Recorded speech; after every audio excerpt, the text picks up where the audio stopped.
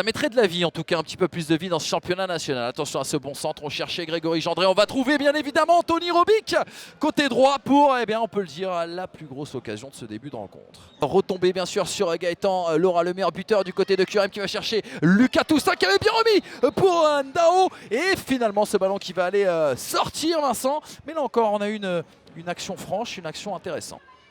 Très clairement, là pour le moment, c'est plutôt fermé entre ces deux équipes. Ça veut dire aussi que c'est bien. Oh, attention, au moment où on dit ça, Grégory Gendré qui récupère ce ballon, oh, qui va frapper Lucas Toussaint qui a donné son corps à la science. 0-0 au bout d'une première période qui pourtant aura été plutôt plaisante.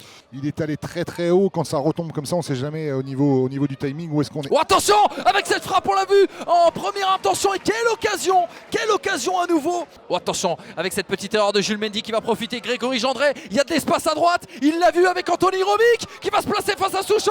Oh, le double arrêt, enfin l'arrêt, excusez-moi, et la deuxième frappe derrière de Grégory Gendré, double occasion pour le Stade Lavallois, très clairement. Qui avait beaucoup connu le professionnalisme, n'était peut-être pas prêt à redescendre en national. Dans des conditions qui sont tout à fait différentes, ouais, tout à fait. C'est un championnat compliqué. Oh, attention à cette volée. Oh, oh,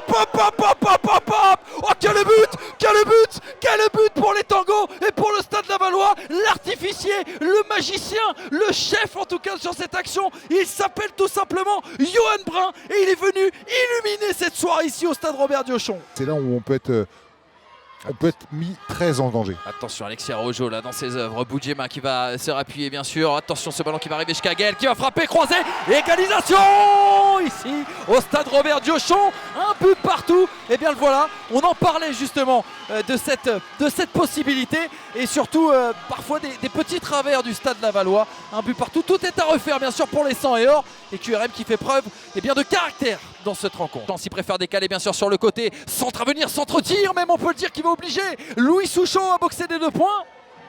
Elle était magnifique sa frappe, hein. Là Souchon... Et attention, parce que là il y a cette récupération de Gaël peut-être pour le doublé, il va les fixer. Et ça y est, c'est fait. 2-1 pour Queviron Métropole qui reprend l'avantage. Ouais, c'est incroyable parce que je ne sais pas si c'est un arrêt de Souchon sur cette frappe surpuissante ou si c'est le poteau. Mais dans tous les cas, en fait, c'est parti à 1000 à l'heure de l'autre côté. Et Gaël qui, encore une fois, laisse aucune chance. Avec Boudjema, Gaëtan Laura, la première feinte, la frappe, il a ouvert vers son pied. Et là voilà, la victoire de Queviron Métropole, bien sûr. 2-1 devant le Stade Lavallois ce soir. La bonne opération pour QRM qui n'avait pas le choix, il fallait prendre des points. C'est chose faite.